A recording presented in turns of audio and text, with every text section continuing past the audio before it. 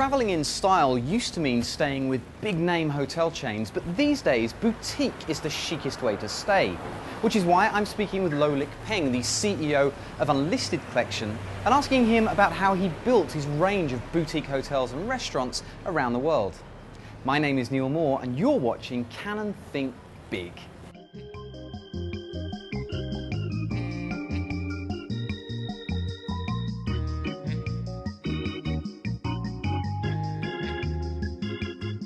Peng, thank you for joining us today on Can & Think Big. We're here at your first hotel, the 1929 in Singapore. How did it all start? What was your big idea? I was practicing as a lawyer at the time. A lot of the work I was doing was bankruptcy proceedings, and property in 1929 was actually a mortgagee sale, and I noticed it come on the market 2 or 3 times and there were no takers.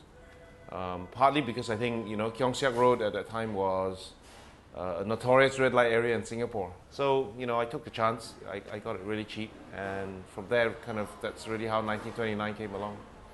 You started out practicing law, obviously had a big switch to the hospitality industry.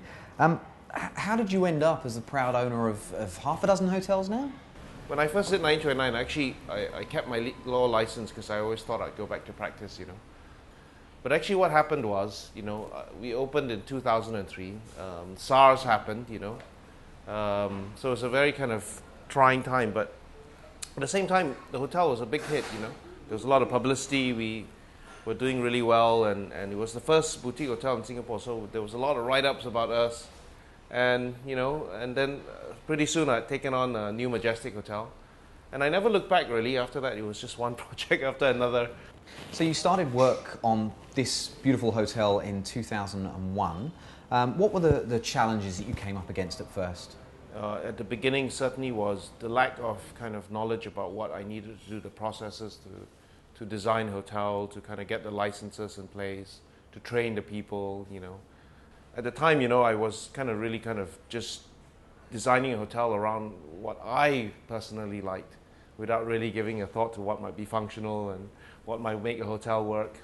Somewhere along the way, just as we were about to opening, I realized I didn't really know how to run the hotel. So I hired a manager, and I hired some really good staff, some of whom are still with us, In retrospect, I realized there were a lot of things I could have done better.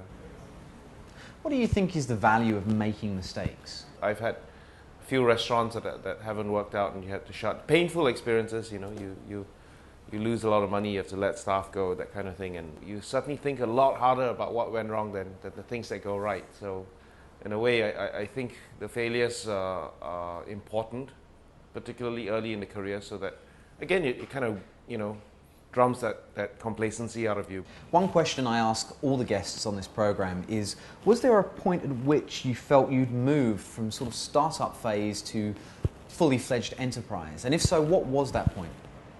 It does, to some extent, still feel like a startup because I guess, it's only been 10 years. But we, have quite a few hundred employees and things like that now. So we've had also to think through the business processes, how you manage all those people, the HR functions and stuff, things that I never thought of, corporate governance issues, things that I didn't really think about in the first couple of years. But that transition, I don't know whether I ever kind of saw it coming, it just happened overnight because suddenly we had too many people, we had to put those processes in place. It's not as if overnight we kind of opened a book and say, wow, too many companies, we got to put these processes. They kind of came along the way as the business got a little bit more complex, I guess. As a group, we were always distracted by new projects. Yeah, I would say only in the last year and a half have we really started looking at those sort of processes. A little bit of the chaos was part of our DNA as a group, I guess, and it worked quite well for us at the beginning. For many entrepreneurs, once they've established their business, they want to expand it, and you've done that overseas in Sydney, London and Shanghai. What did that process consist of? Having done 1929, that there was that gap in the market, really cool boutique hotels. Nobody had done it.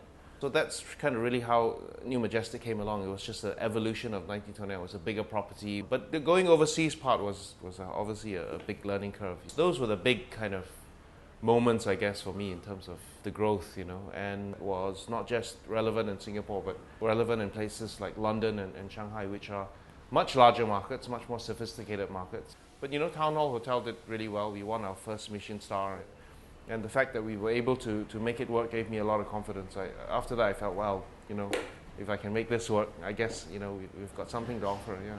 You now run a group of hotels around the world, and therefore your role must have changed from the startup days to being a CEO of this larger organization. So how's that affected you? So my job really is more in terms of facilitator, you know. I come across the projects and I bring it to the team and say, hey, what do you think? You know, this is pretty cool. Should we do it? A lot of people approach me with opportunities, you know, and kind of put it, oh, this building's really cool, that kind of thing, you know, neighborhoods, and I check out a lot of these things. I travel quite a lot. Once the project is finished, you hand it over to your management team and they run things, you know. It seems increasingly that being an entrepreneur is a viable and aspirational career option. So what would be your advice to those people who want to become an entrepreneur like you? Well, you know, I think passion is one of the biggest things that you can have. Well, one biggest asset that you have as an entrepreneur. You really got to believe in your product. This is a perfect example. When I first mooted the idea of doing a boutique hotel in Keong Siak Road, you know, everyone was telling me what a crazy idea it was. This is a red light area. It's a conservation building. You know, I got every imaginable kind of excuse for not doing the hotel that you could imagine. You know, so if I had listened to all those people, I guess 1929 would never have happened, because at the time, you know, if what they're saying is logical. You think about it, it's like, well, that's true, you know.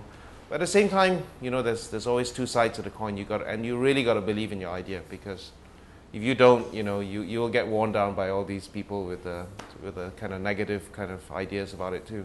And frankly, just kind of working through the pitfalls, because you do have to think about the pitfalls. You know, you can't just go in thinking everything's going to rosy. The idea is definitely going to work. There's clearly no shortage of critics in your life, but who do you turn to when you need advice and support? And it can be anyone. You know, it could be your lecturer at university or polytechnic. It could be your best friend. You know, someone in the industry already, a mentor. Parents, because parents always have your best interests at heart, I guess. So for me, yeah, I certainly turn to my parents quite a lot at that point, you know.